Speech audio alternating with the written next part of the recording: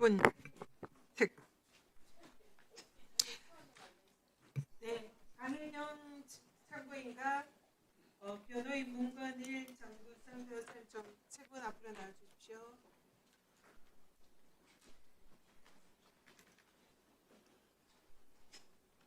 강혜경 증인 참고인께서 가운데 앞에 주십시오.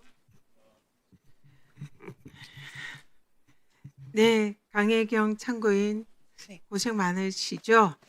아닙니다.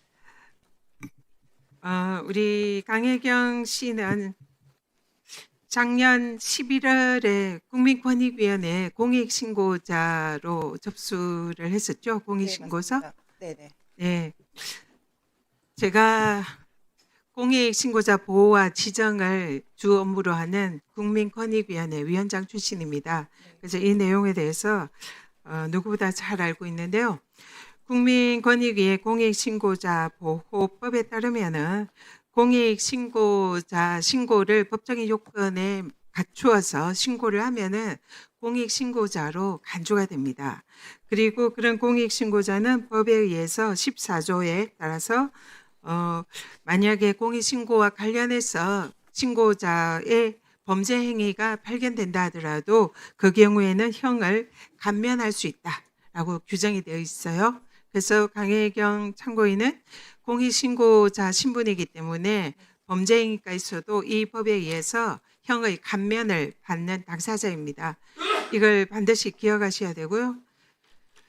그리고 또 공익신고자에 대해서 공익신고를 이유로 불이익 조치를 해서는 안 됩니다. 이거는 법 15조인데요. 그래서 누구든지 공익신고자에게 불이익 조치를 하면 처벌받게 돼 있고 형이 5년 이하 징역, 5천만 원 이하 벌금, 매우 강력한 공익신고자를 보호하는 규정이 있습니다. 네. 정유미 우리 증인, 방금 제가 설명한 거 들었죠? 공익신고자는 이렇게 법에 의해서 엄격히 보호하고 있는데 지금 공익신고자에 대해서 우리 창원지검에서 수사를 할 때 이 법을 보신 적 있나요?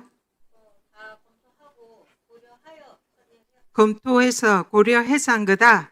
그런데 이 공익신고자를 그렇게 피의자로 둔갑시킨 겁니까? 앞으로 나와서 말씀하십시오. 마이크 대고. 네, 아닙니다. 검토를 했다니까 고의범이네요. 네, 알겠습니다. 앉으세요. 앉으세요. 앉으세요. 네, 앉으시라고 말씀드렸습니다. 네, 강혜경 참고인. 네. 참고인이 이 사건에 관해서 맨 처음에 이 창원지검의 수사에 협조를 했죠. 네, 그렇습니다. 그때 참고인이 어떤 범죄를 수사해 주기를 검찰에 요청했습니까?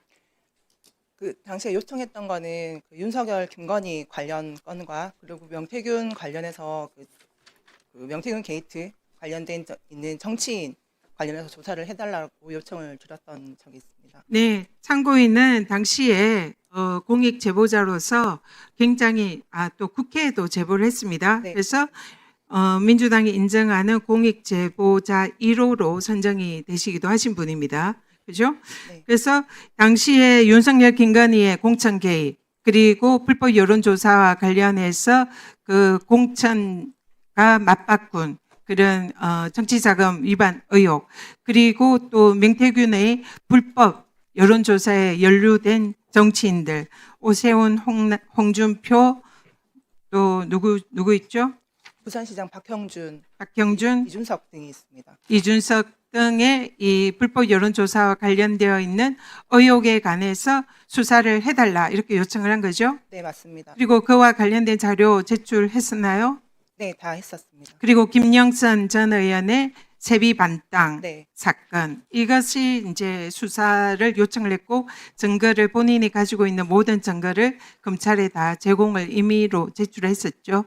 그 이미 제출도 했었고 뒤에 이제 압수되면서 자료 제출을 또 이미 제출로 한 적도 있습니다. 그래서 참고인이 생각하기에는 초기에는 검찰이 수사를 굉장히 잘하고 있고 이 사건의 본류 김건희, 윤석열의 정치자금 의혹 그리고 공천 개입 의혹, 그리고 정치인들의 그런 불법 여론 조작에 관한 내용에 대해서 수사를 잘하고 있다.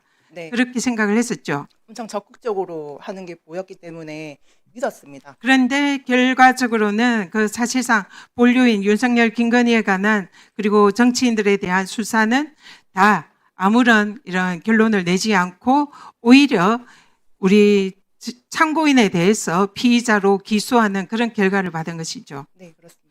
사실상 이 사건의 본류는 윤석열, 김건희와 정치인들의 공천 개입과 불법 정치 자금 수수 의혹입니다.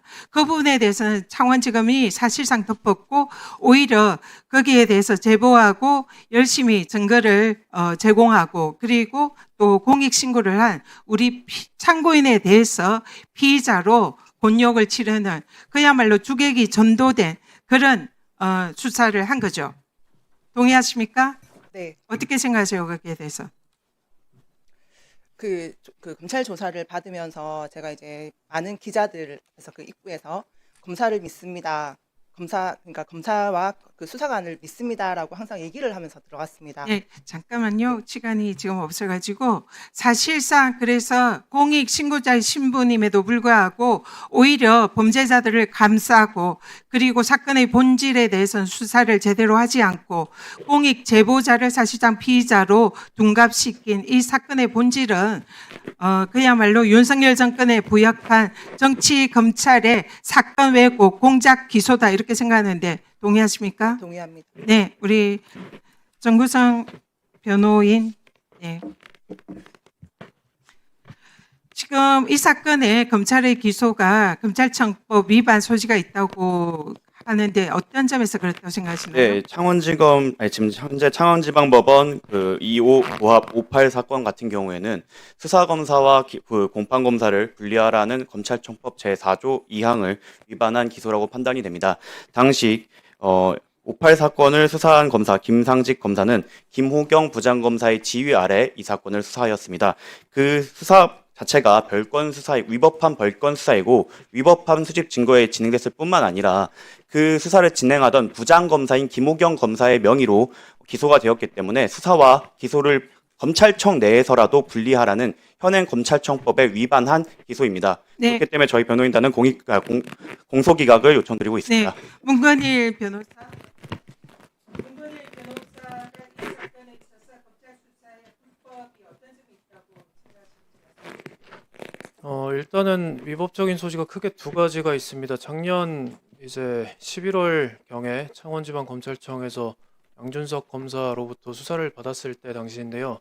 당시에 조사를 받았던 내용이 이제 윤석열의 대선 조작 관련된 내용이었습니다. 그 내용에 대해서 이렇게 하루 종일 진술을 하시고 강 국장님께서 조사 말미에 일단은 명태균의 지시 아래 이제 조작이 이루어졌다라는 그런 진술 위주로 이루어졌습니다. 그걸 들은 이제 양준석 검사가 이제 조사 말미에는 그러면 명태균이 조작 지시를 했으니 윤석열 대통령 본인은 조작 여부를 알지 못했을 거 아니냐라고 자꾸 유도신문을 하셔서 그 관련된 내용은 이제 공익제보자가 알 수 있는 내용도 아니고 조사를 이 부분을 하는 게 좀 부적절한 것 같아서 중간에 이제 쉬는 시간에 저희가 이제 그러면 김건희의 연관성에 대해서 여론조사 연관성에 대해서 좀 진술을 하려고 보통 조사 마지막에 물어보지 않습니까? 더 할 말 없습니까? 라고 물어보는데 그때 이제 김건희 관련된 얘기를 하겠다라고 했더니 그때 이제 본인 담당이 아니다라고 하시면서 그 진술조서의 기재를 안 해주셨고요. 그리고 두 번째로 조사가 끝나고 이제 진술조서를 열람하는 과정에서 본인 컴퓨터로 이제 부르시더라고요. 담당 검사님이. 부르셔가지고 화면을 보여주시면서 대구 당원이라는 엑셀 파일을 하나 가리키면서 해당 파일의 비밀번호를 아느냐라고 이제 공익제보자한테 물어봤었고요. 그 내용에 대해서 사실 한 2년 정도가 지난 내용이기 때문에 그 자리에서 어떻게 비밀번호를 기억하겠습니까? 그래서 모르겠다라고 답변을 하고 조사를 마쳤습니다. 그런데 이제 PC가 과반부되고 나서 저희가 포렌식 자료를 분석을 해보니까 해당 대구당원의 파일 자체가 이제 홍준표 대구시장 선거와 관련해서 홍준표가 최측근 최모 씨로부터 이제 강혜경 씨에게 전달을 해서 불법 성향 분석 자료를 만들려고 건넨 자료라는 거를 인식을 했고요. 그리고 좀 그 정리해 대화 주십시오. 내역에 그 대화 내역에 그리고 그 비밀번호가 바로 기재가 되어 있었습니다. 그런데 수사기관이 바로 포렌식에서 파일명만 검색하면 알 수 있었던 내용에 대해서 저희에게 뭐 되물었던 것은 해당 증거를 그 공익제보자의 발언을 빌미로 숨기려고 한 게 아닌가라는 의심을 했었습니다. 네, 이 공익 제보자는 피의자로 만들고 피고인으로 만들고 사실상 범죄의 핵심인 윤석열, 김건희 그리고 정치인들에 대해서는 사실상 면죄부를 주는 정말 희한한 그런 수사가 창원지검에서 행해졌습니다. 여기에 대해서 반드시 진상을 규명하고 그리고 현재 창원지검에서는 이 사건에 대해서 드러난 여러 가지 불법 의혹에 대해서 감찰하고 억울한 점이 있으면은 사실은 이 공익 제보자에 대해서는 공소 취소하는 것이 마땅하다 생각합니다. 창원지검장님, 네, 마무리 좀 해주십시오. 네, 요 답변만 해주십시오. 여기에 대해서. 예, 해당 내용에 대해서는 한번 좀 자세히 살펴보고 일부 지금 재판정에서 주장하는 내용 마이크를 잡고 말씀하시죠. 그리고 짧게 답변하십시오. 지금 질의 시간이 끝났으니까요. 짧게 그냥 간단하게 말씀하세요. 예, 참고인들은 자리로 돌아가십시오. 좀 구체적인 수사 과정에서 일어난 일들에 대해서는 제가 다 자세히까지 파악은 하고 있지는 못합니다. 다만 그 재판정에서 증거 관계라든지 뭐 공소기각 사유라든지 지금 법리적 쟁점에 대해서는 제가 파악을 하고 있는데 그 부분에 대해서 지금 이 자리에서 검찰의 입장을 설명하는 것은 좀 적절치 않아 보이고 다만 검사들이 그 쟁점에 대해서 의견서 제출 등으로 대응하겠다는 말씀드립니다. 그게 수사의 적절성에 대해서 감찰하라는 네, 그 부분은 한번 확인해 보겠습니다. 네, 다음은 주진 의원님 질의해 주십시오. 우리 저 부산 고검장님, 예, 지금 제 반대편에 앉아 계신 국민의힘 의원님들 중에는 온 국민이 눈으로 다 지켜봤고 구속돼서 재판을 받고 있는 윤석열이 대법원까지 형이 확정된 상태가 아니니까 내란범이라고 함부로 얘기하면 안 된다라고 옹호를 하고 있습니다. 그런데 민중기 특검 문제를 혐의가 인정된 것도 아니고 고발이 된 것도 아니고 일부 언론이 의혹을 제기할 뿐인데 아무리 의원님들이 지적한다고 그런 답변을 마치 동조듯이 하면 됩니까? 그 아까 조배숙 의원님 질의 취지가 검찰이라면 어떤 그리고 가정을 엮어서 말씀을 가정을 주셔서- 전제로 하는 예에는 함부로 답하면 안 되는 것이겠죠. 알겠습니다. 저 형사 문제를 논할 때가 아닌 것 같습니다. 예, 라고 알겠습니다. 분명히 근데 제가 얘기해 주십시오. 아까 분명히 구체적인 내용에 대해서 제가 정보를 가지고 한 얘기가 아니고 그런 전제를 하고 분명히 말씀을 드렸기 때문에 예, 아무튼 만약에 뭐 그런 좀 부적절하다면은 예, 제가 옳지가 네, 않은 것입니다. 알겠습니다. 예. 그리고 우리 강혜경 증인 나와 계시는데 밖에 나오지는 마시고요. 어쨌든 우리 강혜경 증인 그리고 옆에 계신 신용환 교수님도 오늘 나와 계시는 것 같은데 정말 우리 두 분 덕분에 국정농단 세력, 내란 세력 내쫓을 수 있었고 또 우리 민주정부가 수립될 수 있었다고 봅니다. 크게 기회해 주신 것 감사드립니다. 물론 뭐 어떤 큰 계획하에 뭔 의도를 가지고서 문제를 제기하셨던 건 아니고 그야말로 정의감 때문에 그러셨던 것일 텐데 이렇게 선한 결과로 이어진 것 두 분께 어떤 큰 공로가 있는 것 같아서 깊은 감사 말씀드립니다. 예, 앉아 주십시오. 우리 광주 고검장님, 송강 고검장님 좀 질문 드리겠습니다.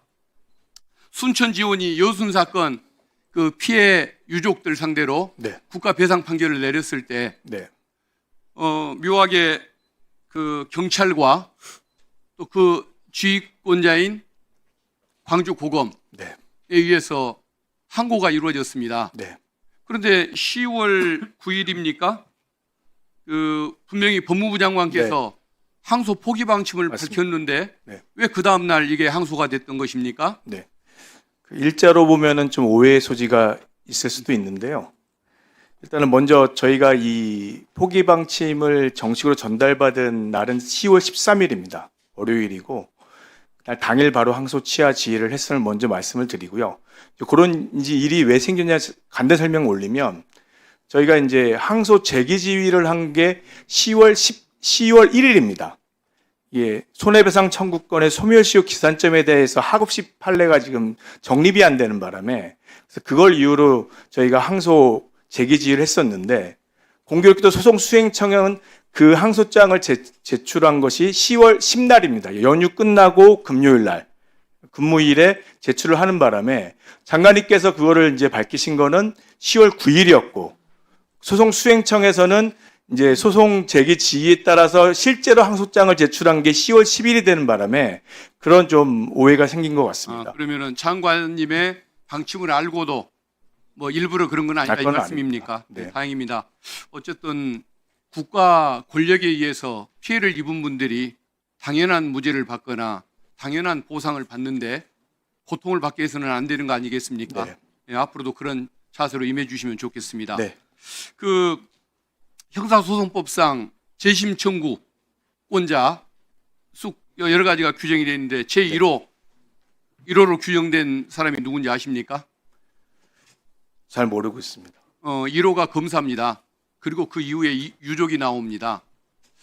어떻습니까? 그 국가폭력으로 피해를 입은 것이 명백한 사건, 이미 어떤 그 공적인 그 신뢰 내지는 결정이 있었던 사건들에 대해서는 유족들이 이렇게 상담을 해오거나 고민하는 사안이 있었을 때 검사가 먼저 나서서 해줄 수는 없습니까? 먼저 지금 광주 고검 산하에는 이제 제주 4.3 사건 직권재심 합동 수행단이 있습니다. 지금 그래서 그 부분에 대해서 상당한 지금 성과가 있는 상황이고 특히나 군법회의 재판을 받은 분들에서는 87% 지금 직권재심을 저희가 완료한 상황입니다. 다만 이제 이 여순 사건은 지금 의원님 잘 아시다시피 작년 12월에 이제 비로소 개정안이 이제 통과됨으로써 특별 재심이 들어온 지가 지금 올 4월입니다. 그래서 아직까지도 이제 이 유가족분들이 이 특별 재심에 대한 존재를 지금 잘 모르고 계신 것 같기는 합니다. 다만 이제 이게 제주 4.3이랑 좀 다른 점은 여순 사건 특별법에는 그 위원회에서 법무부 장관한테 재심을 권고하는 규정이 빠져 있습니다. 제주 4.3 같은 경우에는 위원회에서 법무부 장관에게 직권재심을 권고하면 그 권고 내용이 합동수행단으로 전달이 돼서 합동수행돼서 직권재심을 지금 계속 청구하고 있는데 그 빠진 부분이 있긴 하지만 그래서 저희가 가능하면은 할 수 있는 한 특별재심에 의한 직권재심을 청구해 드리려고 지금 노력을 하고 있습니다. 예, 좋습니다. 우리 송강 고음량님 정도의 지위와 식견이라면은 또 그 정도의 뭐 양식을 가진 분이라고 한다면 먼저 나서서 도와주는 거 이것도 저는 필요하다는 생각이 듭니다. 한번 네. 적극적으로 고려해 주십시오. 노력하겠습니다. 예, 고맙습니다. 우리 부산지검장님, 잠깐 좀 앞으로 좀 나와 주시겠습니까? 그 제가 작년 국감에서 부산지검의 왜 부산 관내에 교제 폭력이라고 하죠? 교제 폭력 사건이 왜 그렇게 급증을 하느냐라고 질문을 한 적이 있었습니다. 그런데 또 구속률은 1%대밖에 안 된다. 이 의문을 제기를 했는데 올해 또 경찰청 자료를 보니까 또 상황이 더 악화됐습니다. 그 63%가 늘어서 7,500건이 됐고 또 구속률은 여전히 1.6%밖에 안 됩니다. 이거 왜 특별히 높은 이유가 뭔지 또 어떤 대책을 강구할 것인지 한번 답 좀 해주시겠습니까? 네, 저희도 데이트 폭력 사건의 중요성은 의원님 마이크 대고 가까이 대고 예. 네, 의원님 말씀하신 대로 데이트 폭력 사건에 대해서 가볍게 여기지 않고 신중하게 또 엄중하게 처리하라는 말씀 잘 유념하겠습니다. 제가 부임한 이후로 앞으로 그런 부분까지 잘 살펴서 사건 처리에 있어서 억울함이 없도록 잘 처분하겠습니다.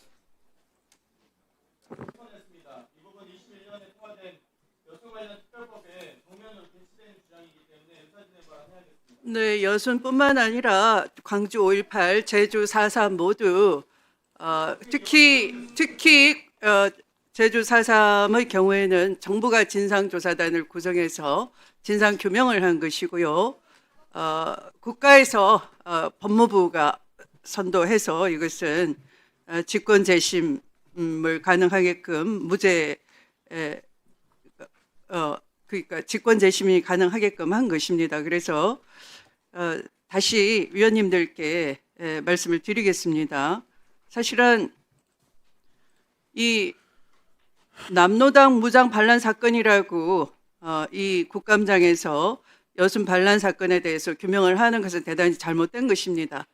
여순 반란은 이 여수에 주둔했던 제14연대가 제주 4.3을 진압하러 가라는 이승만 당시 대통령의 출병 명령이 부당해서 거부했던 것이죠.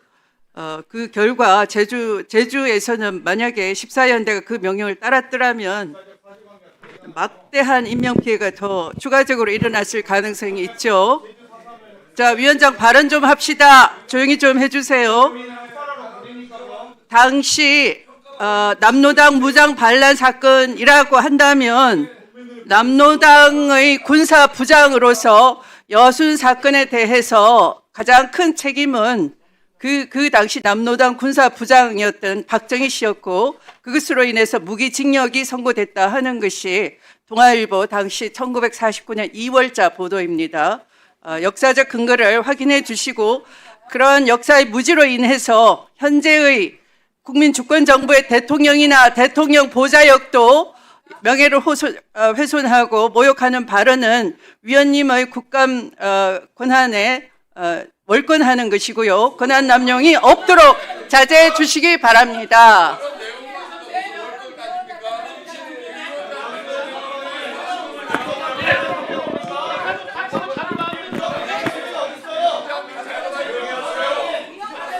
네, 이렇게 소란 행위로 인해서 국정감사 진행이 불가능하여 감사 중지를 선포합니다.